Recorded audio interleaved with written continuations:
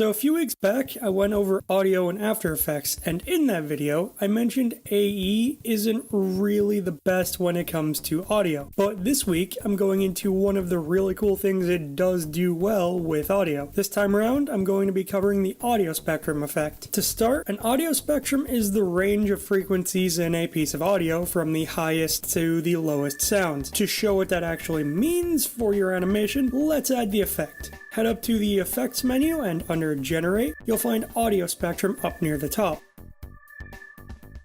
You'll notice that the color in my comp disappeared, and instead we've now got a line of small pink spheres going across the screen. If I drag along my timeline, they do nothing. So let's fix that. This is the part where you'll need the audio in your comp. It doesn't matter where that layer is positioned, as long as it's there. Up in the top of the Effect Controls panel, the first part of the effect is setting the layer it's going to use to control it. Click on the menu to the right and pick your audio layer from the dropdown. Now drag along the timeline and those spheres will extend, getting bigger and smaller as the audio goes. Under that are the start and end points. These are the X and Y positions in the comp, setting where the line starts and ends. If you don't have a path set, this will be the line the spectrum will appear on. You can manually drag the numbers, click on them and enter numbers, or click and drag on the small white crosshairs in the comp to control it. On the other hand, if you do want something other than a straight line, you can do that by setting a path. First,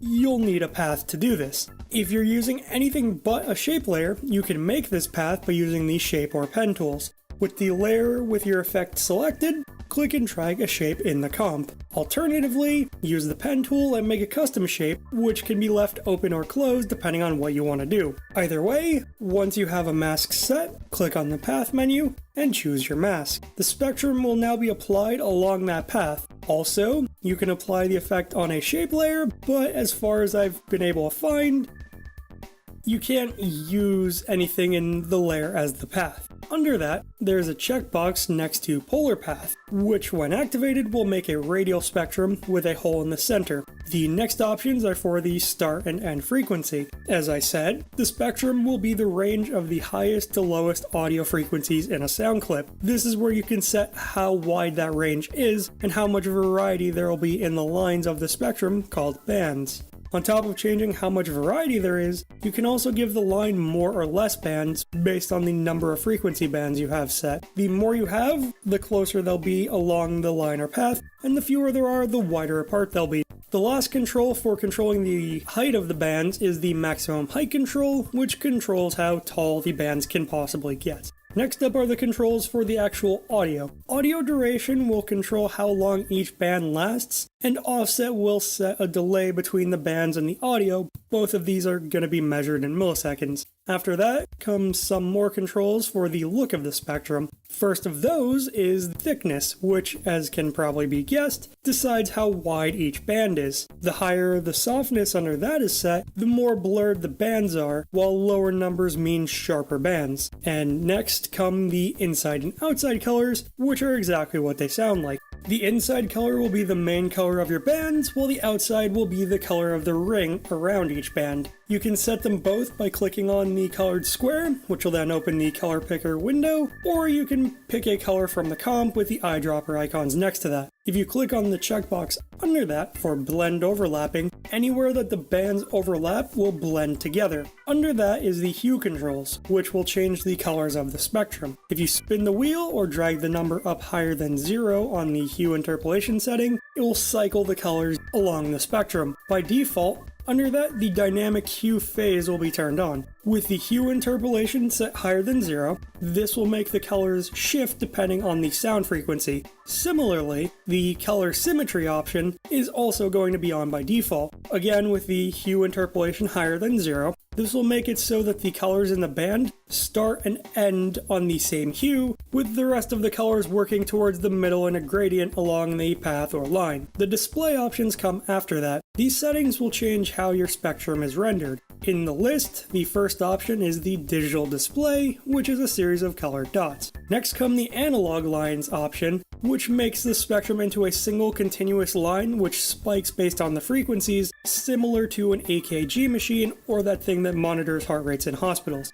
The last display option is analog dots, which creates a line of dots that bounces up and down to the frequency. Next on the list, we've got the side options. This controls how your spectrum will appear along your line or path. By default, it's set to side A and B, which means the bands will stretch both above and below the line. Setting it to side A will make the bands only appear above the line, while B will make it appear only below the line. As a side note, if you use side A and B with analog dots, there will actually be two lines of dots, one of them bouncing up and the other down. Setting it to A or B will make it have a single line of dots, which will then bounce in the direction you've set. Lower down, you can turn the duration averaging checkbox on or not. With this turned on, the frequencies in the audio are average, giving your bands less of a random factor. The last option for the effect is to turn on composite on original or not.